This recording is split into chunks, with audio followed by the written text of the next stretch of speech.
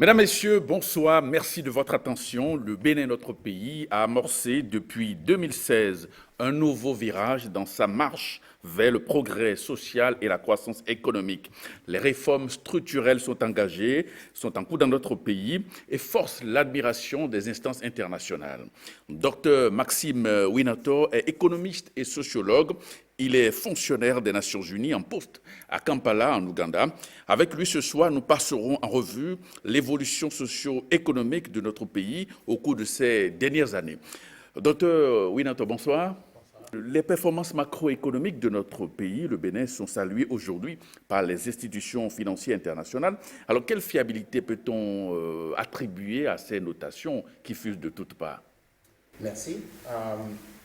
C'est vrai que j'ai appris, comme tout le monde, les récents événements en termes d'évolution de la croissance économique, des agrégats macroéconomiques du pays, et aussi des doutes que certaines personnes ont émis par rapport à la véracité de ces chiffres. Et donc peut-être deux ou trois choses en termes de mon opinion. La première, c'est sur la véracité. La deuxième, c'est sur l'importance de ces agrégats. Et la troisième chose, c'est peut-être un petit mot sur l'état de la dette dont j'entends parler aussi le plus souvent. Oui. Donc, au niveau de la véracité et de l'authenticité de ces chiffres, on peut dire trois choses. D'abord, les fonctionnaires de l'État qui sont responsables de la génération de ces données sont toujours les mêmes. Il s'agit des fonctionnaires de l'INSAE et de certains barons du ministère des Finances. On a d'habitude foi en leur façon de travailler puisque la méthode de calcul est la même dans tous les pays. Cependant, il y a des façons de corroborer ces chiffres. Et cette corroboration se fait au niveau régional, par exemple, avec la CEDEAO, l'UEMOA, qui ont des paramètres avec lesquels ils essayent de juger de la véracité de ces chiffres. Et ces organisations sont représentées au Bénin. Donc, l'UEMOA est présente à Cotonou. Et vous avez aussi la BCAO. La masse monétaire du Bénin, par exemple, n'est pas définie par le gouvernement béninois. C'est une gestion communautaire. Donc, de ce point de vue, ça représente quelques disons, réserve par rapport à protection, par rapport à la tentative que des gouvernements pourraient avoir à manipuler certains chiffres. En plus, au-delà du niveau régional, vous avez au niveau global les organisations comme la Banque mondiale, le Fonds monétaire international et des agences d'intelligence de certains pays qui sont dans le pays et qui essayent de voir... En fait, la raison pour laquelle ils font ce travail, c'est de s'assurer qu'ils protègent leurs investisseurs. Donc, lorsqu'un Américain ou un Européen veut investir en Afrique, il veut se fier à des chiffres qui ont été vérifiés par leurs États. Et donc, en dehors de ces États, il y a donc le FMI et la Banque mondiale. Vous allez vous savoir, par exemple, que les bureaux de FMI à Cotonou se trouvent dans l'enceinte du ministère des Finances. C'est pour dire qu'ils ont une certaine véracité, correction dans le truc. Mais au-delà de tout ça, nous sommes des fonctionnaires internationaux nous-mêmes. Et lorsque nous sommes présents dans un certain pays et qu'on a le sentiment que le gouvernement s'amuse avec les chiffres, il y a ce que nous appelons les notes confidentielles. Et donc, les notes confidentielles sont envoyées à leur siège par les représentants de ces organisations internationales. Ça fait que si le gouvernement quote des chiffres, ce gouvernement particulier quote des chiffres, le siège ne va pas les reprendre. Donc, vous allez voir, par exemple, je ne vais pas donner des exemples, mais en temps, il y avait des questions par rapport à des pays comme le Burundi, etc. Vous n'allez jamais voir la Banque mondiale répéter les chiffres qui sont donnés par ces gouvernements. Donc, effectivement, il y a un certain... Bon, au-delà, donc, de la véracité, donc, pour discuter correctement, on suppose que ce sont des chiffres qui sont vrais. Donc, une fois que nous savons que ces chiffres sont vrais, la question, c'est de savoir en quoi est-ce que ça nous concerne, en tant que citoyen lambda. Et c'est là la question des notations. Parce que lorsqu'un pays a une bonne notation, le taux auquel il a l'encours de crédit est un taux beaucoup plus bas parce que tous les créanciers voient que c'est un pays qui ne représente pas un risque élevé. Donc, les gens n'ont pas besoin de ramasser leur argent rapidement. Ils peuvent prendre le temps parce que c'est un pays stable, c'est un pays qui est bien géré. Et si moi, je suis dans l'opposition, je serais content qu'un gouvernement qui a un cours à la dette puisse aussi avoir une notation qui permette d'avoir des crédits, parce que je suppose venir au pouvoir. Donc, je vais gérer des crédits qui ont été faits à des taux concessionnels plutôt qu'à des taux élevés si nous n'avions pas cette note. Et d'ailleurs, que cette note soit vraie ou que ce soit faux, l'essentiel, c'est que tout le monde puisse croire en ça et coter le Bénin et donc investir au Bénin de façon à avantager. Oui, évidemment, sur la question, dans le déploiement du programme d'action de gouvernement, il y a des infrastructures qui sont programmées, qui sont en cours de réalisation. Et l'État béninois va tout le temps sur le marché financier pour chercher de l'argent. Cela fait dire à certains de nos observateurs que le taux d'endettement est élevé. Alors, qu'est-ce qu'il en est concrètement? Bon, ça c'est une très bonne question parce que c'est vrai, on a dit que le Bénin a fait des progrès extraordinaires dans la transparence de la dette. Alors, la transparence de la dette ne parle pas de surendettement ou de non-surendettement. Ça veut dire seulement que l'État est franc par rapport aux chiffres de la dette. C'est-à-dire que tout ce que l'État emprunte, c'est sur la place publique. Le taux auquel il est emprunté, etc. Ça veut dire qu'on est transparent. Ce qui est une très bonne information, ça veut dire que le citoyen lambda peut avoir accès aux informations de la dette. Deuxièmement, la CEDEAO et l'UEMOA ont des paramètres par rapport à l'endettement. Si je ne me trompe, le taux actuellement est de 70% du PIB. Donc, aucun État n'est supposé s'endetter à plus de 70%. Lorsque vous prenez les chiffres de l'année dernière, le Bénin est à 41%, vous avez des pays comme le Burkina à 42%, vous avez la Côte d'Ivoire à 53%, le Sénégal est à 61%, le Togo est à 76%, un peu plus au-delà de la norme régionale, mais vous voyez qu'en termes d'endettement, le Bénin a encore une très grande marge. Mais le plus important, c'est de savoir à quoi est-ce que la dette est appliquée. Est-ce que la dette est appliquée à une dépense purement sociale ou à une dépense économique? Et donc c'est là toute la différence, la capacité du pays à pouvoir rembourser la dette. Et c'est pour ça que l'endettement doit être couplé avec la capacité de mobilisation des ressources internes. Et j'ai eu la satisfaction de me rendre compte, par exemple, que pour la première fois dans notre pays, les services des impôts ont dépassé les services des douanes en termes de recettes au Bénin. Ce qui est une très bonne indication de la capacité que le pays a à mobiliser des ressources internes. Ce qui fait qu'on peut avoir une raisonnable confiance dans les directions que prennent. Et lorsque vous avez aussi de la production, et on pourra revenir sur ça plus tard, ça permet de se dire que cette dette pourra facilement être Alors, Monsieur Winator, lorsqu'on regarde les notations et autres, et qu'on devrait établir une sorte de comparaison avec le vécu, c'est-à-dire la situation sociale, certains de nos compatriotes ont le sentiment que ces notations, ces bonnes nouvelles, du moins qui viennent des instances internationales sur le cas Bénin, ne sont pas forcément en lien avec la réalité vécue par nos compatriotes. Vous prenez un pays comme le Sénégal, 65% des entreprises étrangères qui ont été créées au Sénégal ont été créées par des gens qui sont arrivés au Sénégal comme touristes. La première fois qu'ils ont mis les pieds au Sénégal, c'est comme touristes. Et donc, ils ont été émerveillés par les infrastructures, ils ont été émerveillés par les services, Internet, électricité, etc. Et d'autres n'ont même pas fini leurs vacances avant d'initier un processus d'installation de leur filiale dans le pays en question. Donc, premièrement, vous avez une notation et un toilettage macroéconomique parfait. Deuxièmement, vous avez une attractivité des investisseurs étrangers. Et troisièmement, vous avez un impact sur l'emploi et sur le social. Donc, on ne peut pas avoir de raccourci. Lorsque vous venez de loin, vous avez des étapes à suivre. Ce n'est pas le jour où vous avez une bonne notation que tout de suite, le pays devient un pays développé. Il y a un processus. Et ce processus, c'est de dire, voilà ce que nous sommes en train de faire dans le court terme, voilà ce que nous sommes en train de faire dans le moyen terme et dans le long terme. La question, c'est de savoir, est-ce qu'au niveau national, on a un consensus suffisant pour que tous ceux qui ont une petite contribution à faire puissent, parce que le gouvernement, et ce n'est pas seulement le gouvernement du Bénin, la plupart des grands gouvernements misent sur la contribution des citoyens. S'il y a une capacité d'activité du secteur privé dans le pays, est-ce que le gouvernement, en faisant la route, crée les conditions pour que ce secteur privé puisse agir? Et si ce secteur privé est enclosé par beaucoup d'autres problèmes ou des questions de perception. Et en fait, c'est ça ma spécialisation, c'est d'étudier les perceptions et la sociologie du pays. C'est-à-dire quelles sont les conditions sociologiques qui permettent à une action positive du gouvernement d'avoir effet de mousse. On va parler de la réforme du système partisan au Bénin. De loin, vous observez tout ce qui se fait au niveau du landerneau politique, avec les chamboulements, les reconfigurations. Alors, quel regard portez-vous aujourd'hui sur le nouveau système partisan? C'est vrai que le Bénin était caractérisé par une pléthore en termes de partis politiques. Aujourd'hui, on évolue vers une sorte de rationalisation de l'espace politique. Qu'est-ce que cela vous inspire? Ok, d'abord, je voudrais dire que je ne suis pas un politologue. Je suis un sociologue, un économiste. En termes de perception de fonctionnaires internationaux vivant à l'étranger, il y a deux choses qui sautent à l'œil.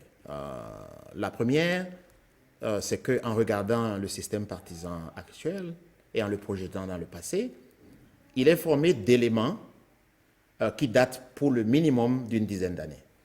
Donc, nous sommes en train d'appliquer, d'après ce que j'ai compris, un certain nombre de principes sur lesquels il y a, d'après moi, un certain consensus national.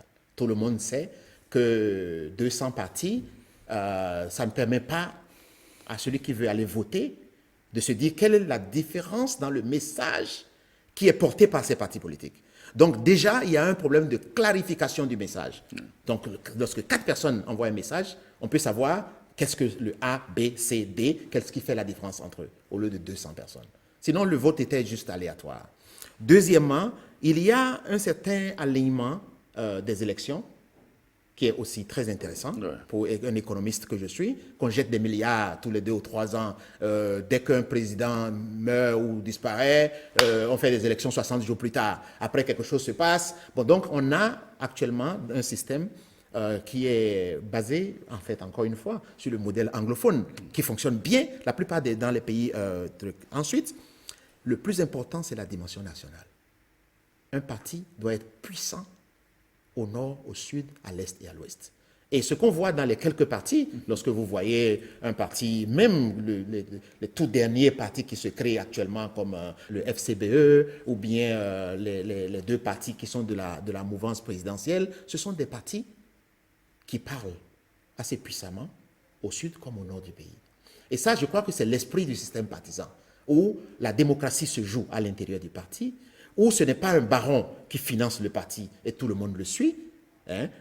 Actuellement, les grands partis, ce sont seulement quelques-uns, sinon on ne connaît même, il y a des militants qui ne connaissent même pas le secrétaire général de tel parti ou truc comme ça, parce qu'il y a tellement de... Le micro-parti. Il y a tellement de leaders locaux au sein des grands partis que le parti fonctionne de lui-même. Et ça, c'est quelque chose qui est très, très important pour les grands partis. On voit ça dans les pays comme les pays anglophones.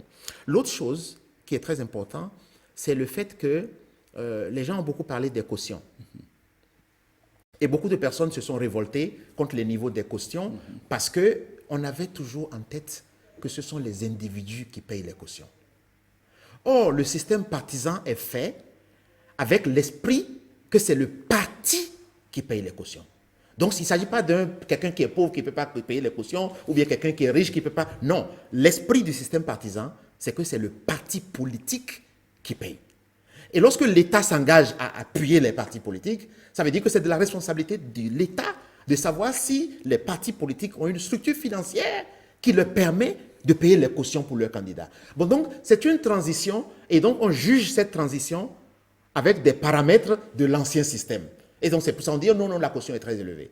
Est-ce que vous voyez? Et c'est la même chose pour ce qui est du parrainage. Évidemment, oui, la question voilà, de parrainage, c'est la même chose. La question, c'est de ça dire... alimente la polémique aujourd'hui. Il y en a tout... qui parlent d'exclusion, de tel. Alors finalement, que retenir donc de pour être cette honnête, innovation? En matière d'élection, les élections, élire, c'est exclure.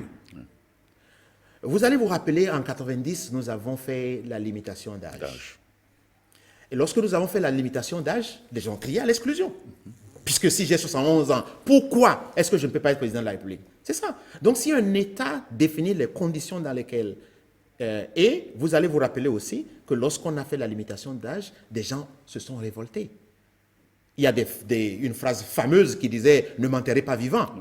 Et donc, c'est pour dire que... L'ancien président Hubert Magar. Bon, le fait est là qu'une loi crée toujours des frustrations au moment de son adoption. Et plus tard, elle paraît normale. Donc, c'est la même chose, la limitation d'âge paraît évidente pour tout le monde aujourd'hui, c'est la même chose que le parrainage paraîtra évident pour tout le monde dans une dizaine d'années ou bien dans une vingtaine d'années. Mais au moment où la loi est passée, je suis complètement d'accord que des gens qui n'étaient pas préparés pour ça soient frustrés. Mais on ne peut pas regarder, si on devait regarder par exemple le président Maga à Omarégbe en 1990, on n'allait pas faire la limitation d'âge. Ils ont été frustrés, mais aujourd'hui nous sommes... Donc il faut avoir une vue perspective sur les lois. Et donc je ne vois pas de grande démocratie aujourd'hui qui n'ait pas de système de parrainage. On voit ça partout.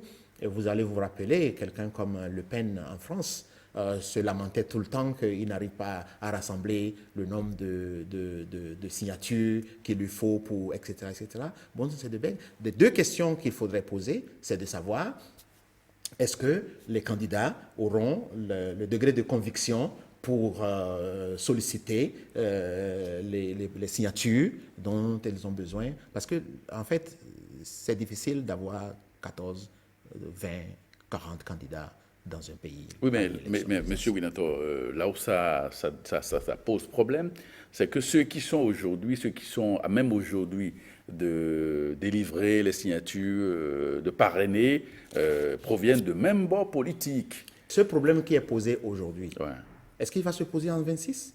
Donc, on peut avoir des problèmes d'aujourd'hui, mais qui sont des problèmes qui ne sont pas des problèmes de demain. Et la loi est une loi pour demain.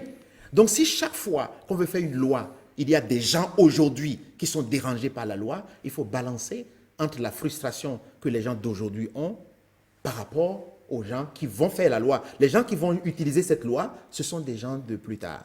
Maintenant, si on doit faire des dispositions transitoires à chaque fois que des gens d'aujourd'hui ont des problèmes, on ne peut pas se projeter dans l'avenir. Donc, personnellement, je ne suis pas un politologue, encore une fois, ni même un politicien, mais c'est une perspective d'un citoyen lambda par rapport à la politique. Alors, on va parler un peu du PAG, du programme d'action du gouvernement, sa mise en œuvre. C'est vrai qu'au lancement, tout le monde parlait de catalogue, de projets, de maquettes. Mais aujourd'hui, on voit du concret sur le terrain. J'ai toujours regardé le programme d'action du gouvernement dans ces deux volets. Un volet que j'appelle hardware et un volet que j'appelle software. Et le software, on est là pour ça, on va en parler un peu plus, c'est la question de la mentalité. Okay? Le hardware, c'est les investissements sur le terrain. Et effectivement, dès que je suis arrivé au Bénin, je suis allé directement à Parakou et à Djougou, j'en reviens comme ça. L'idée, c'est de voir, premièrement, qu'est-ce qui est fait sur le terrain, et deuxièmement, qu'est-ce que les gens en disent. Et ce que j'en ai entendu parler de deux choses. Premièrement, un enchantement. Et deuxièmement, des gens qui disent « je suis très content, mais je n'ai pas encore eu... » J'ai un ami à Parakou qui me dit « moi, je suis de Kouandé, mais tant qu'il n'a pas encore fait les 2 KP, je suis content pour tout ce qu'il fait, mais tant que je n'ai pas vu les 2 KP, je ne suis pas content. » Donc, il y a un certain nombre de personnes qui rapprochent tout directement à leur intérêt direct. À la localité. Et donc oui, mais on ne peut pas tout faire le même jour. Et il y a une grande partie des populations qui est enchantée par ça. Et évidemment, d'autres s'inquiètent par rapport au coût de tout ça. Mais l'autre côté, qui est le soft dont je parle, c'est le développement du capital humain. Donc les cantines, la santé, qui pour moi sont encore plus importants que les routes. Et les gens n'en parlent pas assez. Parce que j'ai vu des business s'écrouler, des bonnes dames s'écrouler, parce qu'ils ont pris l'argent des business pour aller se soigner. Et après, l'entreprise est entrée en faillite. Donc, pouvoir développer les infrastructures pour créer les conditions de l'entreprise est une chose. Pouvoir soutenir le capital humain pour protéger les plus vulnérables et les coûts, c'est aussi quelque chose de très important. Ensuite, il y a la question du travail. Quand je dis le travail, je veux dire quelles sont les relations du Béninois avec son travail. D'habitude, le Béninois s'entend avec son salaire, mais il ne s'entend pas très bien avec son travail. Donc la question est, qu'est-ce qui peut être fait de façon à ce qu'il y ait une réconciliation entre le Béninois et son travail? Deuxièmement, la corruption. Quels sont les moyens que nous avons de pouvoir tacler la corruption? C'est pour ça que, bien qu'il y ait beaucoup de frustration par rapport à la criette, quelques personnes sont enchantées par parce que bon, on entend parler de la criette quand les grands sont touchés, mais il y a un certain nombre de petits voleurs qui sont touchés par la criette tous les jours. Et je crois que c'est beaucoup plus là le travail de la criette, c'est-à-dire de changer dans la mentalité du Béninois ce besoin de toucher à l'argent qui n'est pas le sien. Ensuite, et dans cette polémique, dans cette même veine, se trouve le respect du bien public. Et quand on parle de bien public, on ne parle pas seulement de l'argent.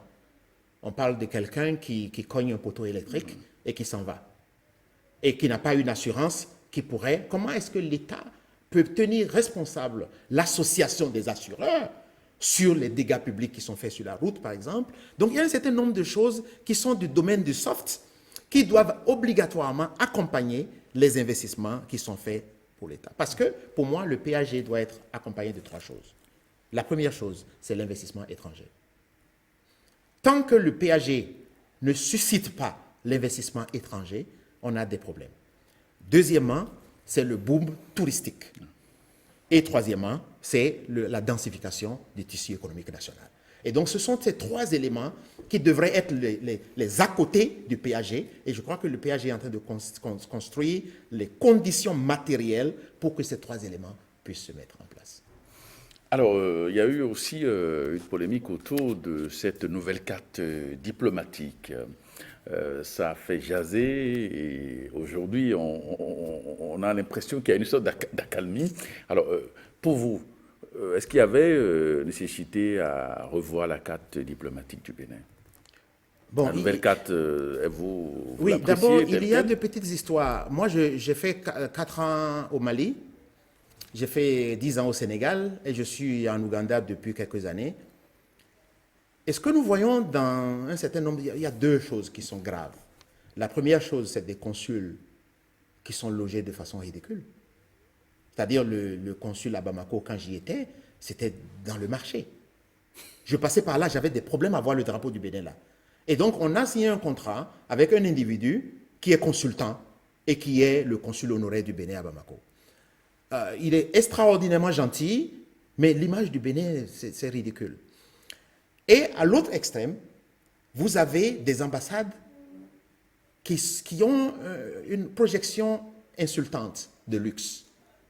Et donc, on est dans un pays dans lequel on demande des ressources, on demande des prêts, mais notre représentant dans ce pays, il étale un luxe voilà, qui gêne même le pays qui veut nous aider. Donc, ça fait que avoir le courage, on doit voir comment est-ce que ça fonctionne pour savoir si c'est mieux qu'avant, mais beaucoup de pays et certaines personnes qui critiquent la carte diplomatique pensent que les pays vont fermer à Cotonou parce que Cotonou a fermé là-bas. Ça ne marche pas comme ça. Au contraire, certains pays se disent, voici un pays qui est conscient de ses moyens et qui se réduit. Et donc, quand il me demande de l'argent, je lui dis, oui, il gère déjà ses ressources avec parcimonie. Et j'ai appris, puisque je ne suis pas dans les milieux diplomatiques, sauf un fonctionnaire international, qu'il y a une façon de représentation à distance que le gouvernement entrevoit, de voir des ambassadeurs résidents à Cotonou et qui couvrent un certain nombre de pays et donc pouvoir apporter, lorsque c'est nécessaire, la projection diplomatique dont le Bénin a besoin dans ces pays-là. OK. Et aujourd'hui, quel est le regard que l'on porte sur le Bénin à l'extérieur? Bon, pour être honnête, je ne peux pas dire que cette perception qui est positive est justifiée, hein, parce que vous avez des perceptions. Donc, perception n'est pas forcément réalité. Il se peut que ce soit faux, mais toujours est-il que les gens ont l'impression que le Bénin décolle. Oui, décolle et le plus souvent, malheureusement ou heureusement, c'est sur la perception que les gens agissent. Quand quelqu'un veut venir au Bénin en tourisme, c'est sur la perception qu'il a du pays. Quand quelqu'un veut investir à Cotonou, c'est sur la perception qu'il le fait. Et donc, le Bénin, je crois, a raison de soigner sa perception au plan international. Et nous, il y a des moments rares où les Béninois de l'étranger sont fiers. Et un de ces moments, par exemple, c'était la conférence nationale des forces vives. Un autre moment, par exemple, c'était la passation de pouvoir entre Kérékou et Yayi Boni. C'était quelque chose qui était inespéré et les gens ont vu une transition pacifique entre un président ex-dictateur et un nouveau président qui est fonctionnaire international, le docteur Yayi Boni. Nous qui étions à l'extérieur à ce moment-là, on était fiers. Et je crois que l'avènement de la rupture est un autre de ces moments-là qui a projeté dans l'aura des Béninois une certaine... Et ce n'est pas seulement les Béninois à l'étranger, même les étrangers aussi ont une perception positive du Bénin. Alors, docteur Maxime Winator, nous allons parler un peu plus maintenant de la sociologie, les enjeux économiques.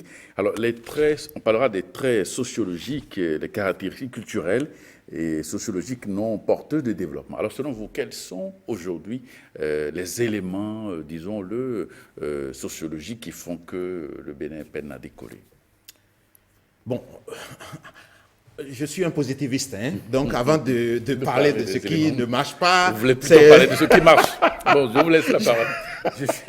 On va y aller. Non, alors. Non. Bon, vous voyez, le Bénin, j'ai toujours l'habitude de dire que le Bénin est comme un pays à part. À part parce que lorsque vous voyez, par exemple, les brassages ethniques au Bénin, ils sont beaucoup plus évolués que dans beaucoup d'autres pays. Vous allez voir, par exemple, les élites nationales se marient dans des régions qui ne sont pas leurs régions. Et vous allez voir, beaucoup de grands présidents que nous avons eus dans ce pays ont des premières dames qui sont d'autres pays, d'autres régions du pays. Et donc, ça fait un certain brassage qui fait qu'on n'a pas ce clivage truc-là chez nous. La deuxième chose dont je voudrais passer, c'est l'harmonie religieuse. C'est des choses qu'on minimise, mais qui sont très importantes. Vous voyez les chrétiens, les musulmans, les vaudous, Aouida avec la place des trois religions, etc., qui sont des facteurs très importants que d'autres pays nous envient. Donc ce sont des caractérisations sociologiques qui sont très importantes. Autre chose dont je voudrais parler, par exemple, c'est la compétitivité du Béninois. Le Béninois est compétitif de nature. Et pour voir cette compétitivité, il faut voir le Béninois à l'extérieur. Le Béninois à l'extérieur fait du travail impeccable. Et donc, ça peut dire que si le système est bien huilé au niveau national, c'est ce même Béninois qui a cette compétitivité. Nous allons aussi parler d'investissement. La propension à investir. Il y a des pays dans lesquels les gens finissent leur salaire avant le 15 du mois. Et eux-mêmes se demandent qu'est-ce qu'ils ont fait avec leur salaire. On ne voit pas ça au Bénin. Le Béninois veut construire sa maison. Et s'il achète une voiture, il sait que cette voiture lui sert à quelque chose. Soit il est dans un commerce où il doit se projeter correctement, soit il fait un truc où le transport lui bouffe tout l'argent, il faut qu'il ait une voiture. Bon, donc, cette conscience dans l'investissement est quelque chose. Mais là, la question, c'est de savoir, est-ce que nous pouvons créer les plateformes nécessaires de façon à ce que cette propension à investir puisse être exploitée au niveau du Bénin. L'autre chose que le Bénin a, qui est caractéristique, c'est l'accueil de l'étranger. Lorsque vous voyez dans la rue comment le Béninois accueille l'étranger qui demande son chemin, l'étranger qui veut faire, ce n'est pas donné dans tous les pays. Et ça, c'est quelque chose aussi qui aide pour le tourisme, qui aide pour l'investissement étranger, etc., etc. Donc, l'apport du sociologue que nous sommes dans l'utilisation positive de la caractérisation du Béninois est quelque chose sur lequel... et le dernier élément sur lequel je voudrais venir, c'est la valeur que le Béninois donne à l'éducation. Il y a beaucoup de pays dans lesquels les gens vont dire « Oh non, non, non, envoie ton enfant faire du commerce ». Alors qu'ici, vous voyez même les plus pauvres envoyer leurs enfants dans l'école privée, même l'école privée. Et donc, lorsque les conditions minimales sont posées, comme la cantine scolaire ou bien quelque chose comme ça, la propension à ce que les Béninois envoient. Et ça, c'est un gage très important pour le développement du capital humain. Et ça, c'est quelque chose qui est très important. Maintenant, évidemment... Oui, sur les aspects négatifs... Il y a des aspects qui sont un peu plus problématiques. Ouais. Lesquels, par exemple? On va parler, par exemple, de l'aversion pour la souffrance. Le Béninois a une grosse aversion pour la souffrance, quelle que soit la souffrance. Et il prend, lorsque vous prenez 10 personnes qui s'arrêtent au feu rouge, il y a plus de 8 qui rongent leurs freins. C'est-à-dire ils prennent s'arrêter à un feu rouge comme une souffrance. Et donc, c'est pour dire, si Dieu peut me soustraire à cette souffrance. Et donc ça, et même s'il voit que cette souffrance est utile, il va résister. Et ça, c'est quelque chose sur lequel on devrait se pencher pour voir comment est-ce qu'on peut expliquer aux Béninois que des fois, c'est c'est bon de souffrir, lorsqu'on sait pourquoi on souffre et où est-ce qu'on va. Et il y a des dimensions spirituelles à ça, il y a des dimensions économiques, sociologiques, etc., qu'on n'a pas le temps d'élaborer, oui. mais c'est quelque chose de très important. L'autre chose, c'est l'intérêt pour le venu d'ailleurs. Il y a une certaine idée que ce qui vient de l'étranger est mieux que ce qui est. Donc, et ça, c'est quelque chose sur lequel on devrait aussi se pencher. Les collègues du ministère du Commerce ou du Tourisme, etc., devraient savoir. Il y a des gens qui ont payé pour aller au Ghana visiter des choses, alors qu'il y a des tellement de choses. Voilà. Donc, il y a, quand on vient, on dit, je suis parti en vacances à Accra, tout le monde dit, waouh! Alors que quand tu dis, je suis allé à Kosotomé, je suis allé à Kosotomé, je suis allé dire, ah bon, tu n'as pas trouvé mieux. Bon, donc ça, il faudrait que... Bon, l'autre chose, c'est l'imitation. Ce n'est pas l'imitation, mais imitation. Imiter autrui. Beaucoup de Béninois aiment imiter autrui. Lorsque quelqu'un fait une sculpture du penseur, vous allez le lendemain, tous les artisans qui sont là font la même chose. Ou bien vous voyez la girafe, tout le monde fait la girafe. C'est-à-dire qu'il y a, vous vendez de l'arachide dans la rue, le lendemain tout le monde vend de l'arachide. Donc il y a cette tendance-là qu'il faudrait, c'est une paresse intellectuelle, à pouvoir se dire, bon, l'autre fait la réflexion et moi je surfe dessus. Et ça tue l'innovation et c'est quelque chose sur lequel on devrait aussi se pencher. L'autre chose, c'est la difficulté de partage de l'information. Le Béninois a des difficultés à partager l'information. Lorsqu'il a une opportunité, il va garder ça jusqu'à ce que ça soit mature, je ne vais pas dire aux gens, je ne vais pas... Mais, je voulais dire meanwhile. Pendant ce temps, les gens qui entendre votre information pourrait apporter de l'amélioration. Vous n'avez pas la science infuse. Des gens peuvent améliorer votre projet. Et donc ça, c'est quelque chose. Il y a deux autres choses sur lesquelles je vais terminer rapidement. La première, c'est le manque d'empathie. Vous savez, au niveau de... Vous avez la compréhension. Quand quelqu'un a un problème, vous comprenez. Le deuxième niveau, c'est la sympathie. Vous sympathisez. Le troisième niveau, c'est l'empathie. Et l'empathie, ce n'est pas comprendre la personne, ce n'est pas sympathiser avec la personne, c'est se mettre à la place de la personne. Et le manque d'empathie est quelque chose qui, quand on rentre dans la formulation des politiques, des fois je vais voir, ça fait un bout d'année, je ne sais pas, à la SBE, des gens qui viennent payer des factures et qui sont alignés au soleil. C'est-à-dire, tu te dis, est-ce que le fonctionnaire qui est là et qui a conçu le système de paiement des factures s'est mis à la place des gens qui viennent payer leurs factures? Donc, c'est pour dire un sentiment national peut avoir un impact sur la mise en œuvre d'une politique.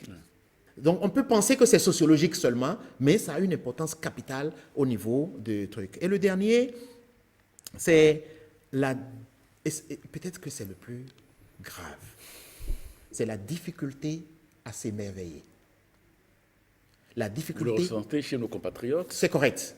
C'est-à-dire qu'il y a une vedette congolaise, je ne sais pas, on le surnomme Awilo Logomba ou quelque chose comme ça. Logomba, oui. Il a dit une fois, quand j'ai un nouvel album, je vais d'abord à Cotonou le tester. Alors là, si les Béninois applaudissent pour toi, tu peux aller à Washington avec ton truc. C'est-à-dire que quand tu demandes au Béninois qui est dans un spectacle d'applaudir, la première question qu'il te pose, c'est de dire, est-ce que je n'ai pas payé? Donc, le fait qu'il a payé avant de rentrer dans la salle, fait qu'il est dispensé d'applaudir. Bon, donc ça fait que lorsque vous faites du bien devant le Béninois, il a des difficultés à dire, waouh, bravo. Il peut penser bravo dans son cœur, mais il n'ose pas le dire. mais il ne va pas le dire. Et donc, moi, j'ai vu, je le dis, quand vous regardez le truc politique, par exemple, je vois des gens qui disent, oh non, le régime actuel est, vraiment, je ne suis pas du tout content. Je dis, ah bon, ok, d'accord. Si on veut les remplacer, par quoi on va les remplacer? Ils disent, non, il n'y a personne. Bon, je dis, mais il n'y a personne pour les remplacer. Oui. Mais malgré ça, tu dis que tu n'es pas d'accord avec eux. C'est-à-dire, bon, donc il y a... Et quand on dit, comme les Ivoiriens disent, tu veux pas et tu laisses pas. Donc il y a cette caractérisation du béninois qui est quelque chose sur lequel on devrait... donc je lance un appel aux sociologues pour qu'ils puissent prendre ces éléments, les analyser et proposer au gouvernement, et je dis, ce n'est pas seulement le gouvernement, à toutes les forces vives du pays, même les religieux, à pouvoir voir qu'est-ce qu'on peut faire de toutes ces caractérisations qui nous plombent et qui nous empêchent d'émerger, etc. Et donc la responsabilité n'est pas dans le gouvernement. Le gouvernement a un certain leadership, mais nous avons la responsabilité de dire, vous voyez par exemple, on nomme quelqu'un au gouvernement, la première chose que les gens de sa famille disent, qu'est-ce qu'il y a dedans pour nous? Et on met une pression énorme sur l'individu pour dire, mais tu ne vas pas rester là éternellement, fais ceci, fais cela. Et donc ça, c'est quelque chose qu'il ne faudrait pas seulement jeter la pierre aux autres, il faut que chacun balaie devant sa maison. Alors, je voudrais conclure par le fait qu'il y a du potentiel au Bénin que nous n'exploitons pas. Maxime Winator, économiste, sociologue, fonctionnaire des Nations Unies en poste à Kampala, en Ouganda, qui était donc notre invité. Amis téléspectateurs, c'est déjà la fin de cet entretien. Merci de nous avoir suivis et à très bientôt. Merci.